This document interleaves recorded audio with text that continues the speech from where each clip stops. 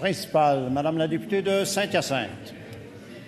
Monsieur le Président, il y a quelques jours, la Régie de l'énergie a confirmé qu'Hydro-Québec a enregistré un trop-perçu en 2016 de 36 millions de dollars.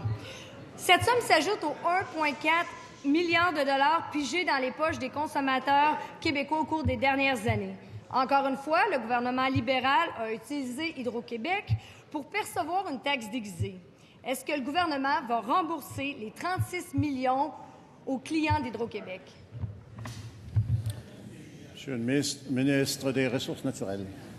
Monsieur le Président, ce n'est pas la première fois que je réponds à cette question. Alors, je vais encore une fois rappeler les faits. Depuis l'année 2008, au moment où nous avions eu une crise sur le plan mondial, sur le plan économique, le gouvernement avait décidé, évidemment, de ce qu'on appelle les trop-perçus, allaient retourner, évidemment, dans le budget gouvernemental afin d'assurer l'équilibre budgétaire. Et ce qu'on a dit avec toute la transparence possible, Monsieur le Président, c'est que lorsque nous aurions atteint l'équilibre budgétaire, nous allions retourner ces trop-perçus aux consommateurs dans l'évaluation qui sera faite, évidemment, par la Régie de l'énergie dans les futurs tarifs.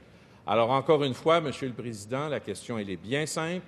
Nous avons, en 2017, atteint l'équilibre budgétaire. Nous constatons avoir atteint cet équilibre budgétaire et il y a donc un remboursement des trop-perçus qui va se faire sous forme, évidemment, d'analyse de la Régie de l'énergie et ça va se refléter dans les tarifs futurs d'Hydro-Québec, Monsieur le Président.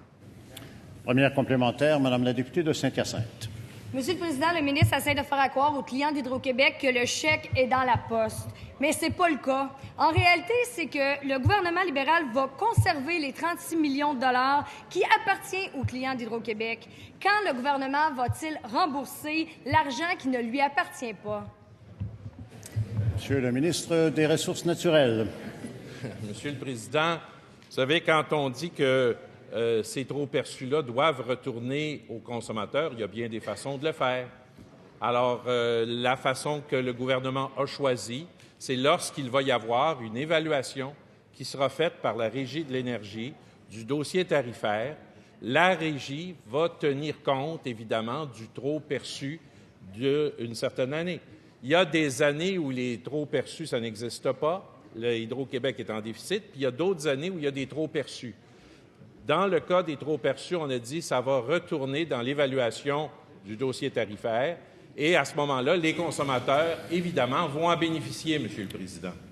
Deuxième complémentaire, Madame la députée de Saint-Hyacinthe. Monsieur le Président, ça fait 8 ans que le gouvernement utilise Hydro-Québec comme percepteur d'impôts. Les clients devront attendre près de 2 ans avant de toucher à 1 sou de ce qui leur appartient. C'est maintenant qu'ils en ont besoin, Monsieur le Président. Pourquoi pas devancer le partage des trop-perçus? Monsieur le ministre des Ressources naturelles.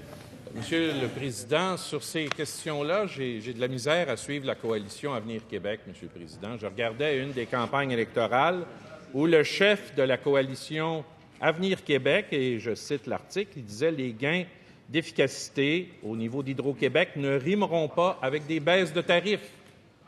Alors, la coalition Avenir Québec était même prête à changer la loi de la Régie de l'énergie pour ne pas avoir à investir l'argent économisé au sein de la société d'État dans des baisses de tarifs.